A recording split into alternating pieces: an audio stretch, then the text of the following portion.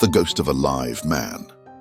We were in the South Atlantic Ocean, in the latitude of the island of Fernando Noronha, about 40 degrees 12 minutes south, on board the bark H.G. Johnson, homeward bound from Australia.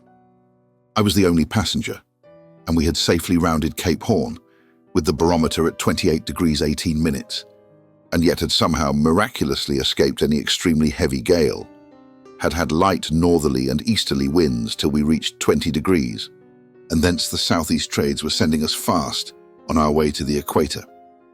I sat on deck smoking my pipe, with a glorious full moon shedding its bright pathway across the blue waters, and chatting with the first mate, a man some 58 years of age, who had followed the sea since he was a boy. For 20 years or more, he had been mate or captain, and many and varied were the experiences he could relate. A thorough sailor and skillful navigator, he was as honest as the day is long, had a heart as big as an ox, and was an all-round good fellow and genial companion. Some of his yarns might be taken cum grano. Sallies, yet he always positively assured me that he was telling me the truth.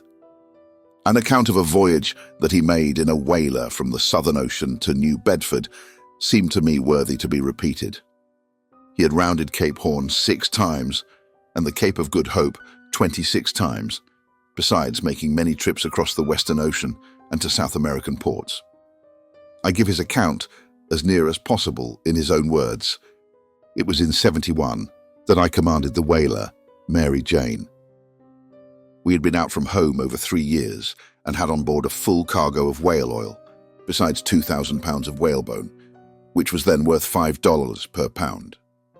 I also had been fortunate enough to find in a dead whale, which we came across a large quantity of ambergris, and our hearts were all very light as we began our homeward voyage, and our thoughts all tended to the hearty welcome which we should receive from wives and sweethearts when we reached our journey's end. Many a night as I lay in my berth, I had thought with great pleasure of the amount of money that would be coming to me from the proceeds of our voyage when we arrived in New Bedford. I calculated that I had made $12,000 as my share of the proceeds of the whalebone and oil, to say nothing of the ambergris, which I well knew would bring at least $20,000, and one half of which belonged to me. You can therefore imagine that I was well pleased with myself as we went bounding along through the southeast trades. We crossed the equator in longitude 36, and soon after took strong northeast trades, and all was going as well as I could wish. We had put the ship in perfect order, painted her inside and out, and you would never have recognized her as the old whaling ship that had for 3 years been plying the Southern Ocean for whales. Never shall I forget an old bull whale that we tackled about 2 degrees to the south of Cape Horn, but that is another story, which I will give you another time. We had just lost the northeast trades and were entering the Gulf Stream. I sat in my cabin with my chart on the table before me, rolled up. I had just picked our location on it and was thinking that in a week more I should be at home, surrounded by those near and dear to me, and relating to them the story of my great good fortune. It was always my custom to work up my latitude and longitude about 4 o'clock in the afternoon, and then, after supper, pick off her position on the chart, have a smoke, and perhaps just before retiring a nip of grog, and then at 8:30 o'clock, as regular as a clock, I would turn in. I am a great smoker, and this day I had been smoking all the afternoon, besides having had 2 or 3 nips. We had a dog on board whom we called Bosun, who had been out with us all the voyage, and who was afraid of nothing. He had endeared himself to every man on board, and when Bosun took water, something very serious was in the wind. This night, as I sat in the cabin, I heard a most dismal howl from Bosun, and called out to the mate to know what was the matter with the dog.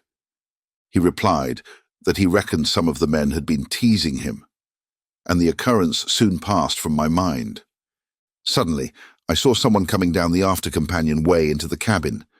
I supposed, at first it was the mate, and wondered that he had not first spoken to me.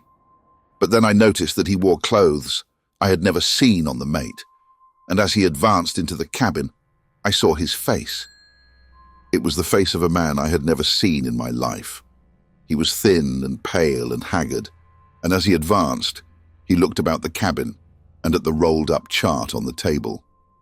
There seemed to be an appeal in his eyes, and then there swept over his face a look of intense disappointment, and before I could move or speak, he had vanished from my sight.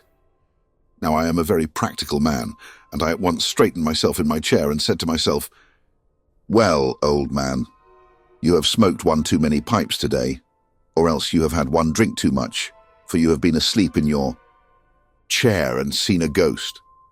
I was quite satisfied that I had had a dream, especially as I called to the mate and asked him if he had seen anyone come below. He said no, that he had not left the deck for the last hour, and the man at the wheel, directly in front of the door, was sure no one had entered the cabin. So I convinced myself that I had had a very vivid dream, though I could not help thinking of the matter all through the next day. At 8 o'clock the next evening, I sat in the same place, with my work just finished and the chart lying rolled up on the table before me, when suddenly the dog's dismal howl rang through the ship, and looking up, I saw those same legs coming down the after companion. My hair fairly stood on end, and yet today, surely I was wide awake. I had only smoked one pipe all day and had not touched a drop of liquor. The same wan, emaciated figure walked into the cabin, glanced inquiringly and appealingly at me, and again there spread over his face that look of utter disappointment, as if he had sought something and failed to find it, and again he disappeared. I rushed on deck to the mate and told him all I had seen during the last 2 nights, but he made light of it and assured me I had been asleep or smoking too much. He did not like to suggest that I had been drinking. Still, I could see that the thought that came into his. Mine was, the old man has seen him again. I gave up trying to convince him, but requested that the next night, from 8 to 8:30, he should sit with me in the cabin. How the next day passed, I cannot tell. I only know that my thoughts never left that ghostly visitant, and somehow I felt that the evening would reveal something to me, and the spell be broken. I made up my mind I would speak to the thing, whatever it was, and I felt a sort of security in the presence of the mate, who was a daring fellow and feared neither man nor the devil. Neither rum nor tobacco passed my lips during the next day, and 8 o'clock found the mate and I sitting in the cabin, and this time the chart lay open on the table beside us. Just as 8 bells struck, the dog's premonitory wail sounded, and looking up, we both saw the figure descending the cabin stairs. We both seemed frozen to our seats, and the strange weirdness of the whole proceeding cast the same spell over the mate and me alike, and we were both unable to move or speak. Slowly, the figure proceeded into the cabin and glanced around without a word, but with the same expectant look on his face. His form was even more wasted, his cheeks sunken and his eyes seemed almost out of sight, so deeply were they set in their sockets. As his eye fell on the open chart, a look of supreme joy fairly irradiated his features, and advancing to the table he placed one long, bony finger on the chart, held it for a moment, and then again disappeared from our sight. For 5 minutes after he had left us, we sat speechless. Then I managed to say, "What do you think of that, Mr. Morris?"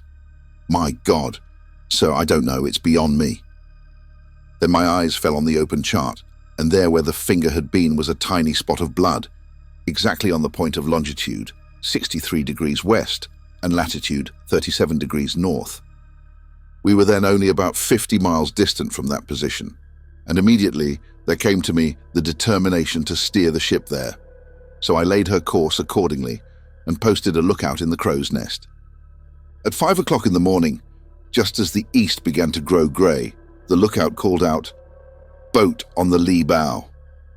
And as we came up to it, we found 4 men in it, 3 dead and one with just a remnant of life left in him. We sewed the 3 bodies in canvas and buried them in the ocean, and then gave all our attention to restoring life to the poor, emaciated frame, which, I then recognized, was the very man who for 3 successive nights had visited me in my cabin. By judicious and careful nursing, life gradually came back to him, and in 4 days' time he was able to sit up and talk with me in the cabin. It seems he commanded the ship Promise, and she had taken fire and been destroyed, and all hands had to take to the boats. 10 were in the boats at first, but their food had given out, and one by one he had seen them die, and one by one he had cast the bodies overboard.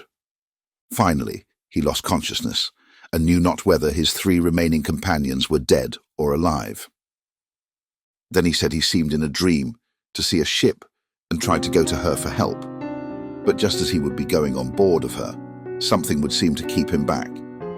3 times in his dreams, he tried to visit this ship, and the last time there seemed to come to him a certain satisfaction, and he felt that he had succeeded in his object. Turning to my table, he said, "Let me take your chart. I'll show you just where we were." "Stop," said I. "Don't take that chart. It is an old one and all marked over. Mark your position on this new one." He took my pencil and knife and carefully sharpened his pencil. Then, taking my dividers, he measured his latitude and longitude and placed a pencil dot at a point on the clean chart. As he lifted his hand, he said, "Oh, excuse me, Captain, I cut my finger in sharpening the pencil and have left a drop of blood on the chart." "Never mind," said I. "Leave it there." And then I produced the old chart, and there, in an exactly corresponding place, was the drop of blood left by my ghostly visitor. Then, looking steadily into my face, the mate solemnly added, "I can't explain this, sir. Perhaps you can. But I can tell you on my honor, it is God's own truth that I have told you." Audible, your gateway to worlds of imagination. Like, subscribe, and turn on the bell to enjoy everything new.